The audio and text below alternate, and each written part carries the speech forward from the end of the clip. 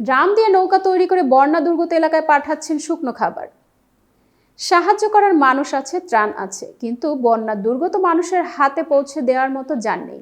চলমান বন্যায় এমনটা প্রায় শোনা যাচ্ছে, কিন্তু স্পিডবোট বা ইঞ্জিন চালিত নৌকা তো চাইলেই হুট করে তৈরি করা যাবে না, চট জলদি বাইরে থেকে কিনে আনাও যাবে না। তাই প্লাস্টিকের ড্রাম দিয়ে নৌকা তৈরি করেছেন পরিবেশ ও জলবায়ু বিষয়ক স্টার্টআপ প্রতিষ্ঠান climate friendly technology education and এন্টারপ্রেনিয়রশিপের ব্যবস্থাপনা পরিচালক মাহবুব সুমন।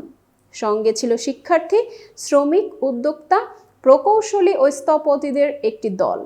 শিক্ষার্থীদের দলে ছিলেন চট্টগ্রাম প্রকৌশল ও প্রযুক্তি বিশ্ববিদ্যালয়ের তড়িৎ ও ইলেকট্রনিক প্রকৌশল বিভাগের সাজ্জাদ হোসেন, জগন্নাথ বিশ্ববিদ্যালয়ের শিক্ষা ও গবেষণা ইনস্টিটিউটের Golam Hafiz Fahim, Motijheel ideal school and কলেজের প্রাক্তন ছাত্রী সোয়াইবা সুলতানা ও এবিসি ইন্টারন্যাশনাল স্কুলের অষ্টম শ্রেণীর রাইমান দরিয়া।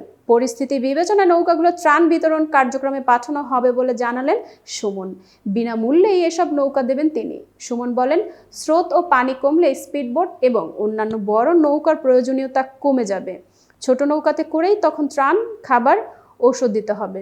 তাই নৌকা বানানোর কাজে হাত দেওয়া জলবায়ু ও পরিবেশ বিষয়ক গবেষক মাহবুব সুমন যোগ করেন, অনেকগুলো মডেল নকশা ও বিশ্লেষণের পর ড্রাম মডেলে এসেছি।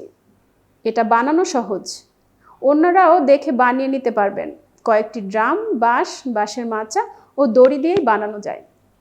প্রতিটি নৌকা বানাতে সময় লাগে 1.5 থেকে 2 ঘন্টা। খরচও তুলনামূলক কম, 10,000 টাকা হলে বানানো যায়। নৌকাগুলো যথেষ্ট টেকসই বলেও দাবি করলেন নির্মাতারা।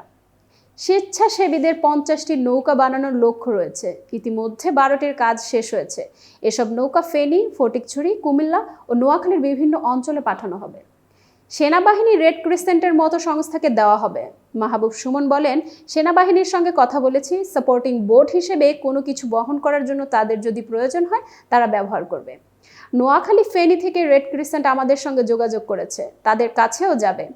এর বাইরে বিভিন্ন ভলান্টিয়ার টিমের কাছে পাঠাবো। ব্র্যাক ইউনিভার্সিটির একটা দল উদ্ধার কাজে যাচ্ছে, তারাও বোট নিয়ে যাচ্ছে। এতক্ষণ বার্তা বৈঠকের সাথে থাকার জন্য ধন্যবাদ। নতুন নতুন তথ্য ও সংবাদ পেতে বার্তা বৈঠকের ইউটিউব চ্যানেল ও ফেসবুক পেজের সাথেই থাকুন।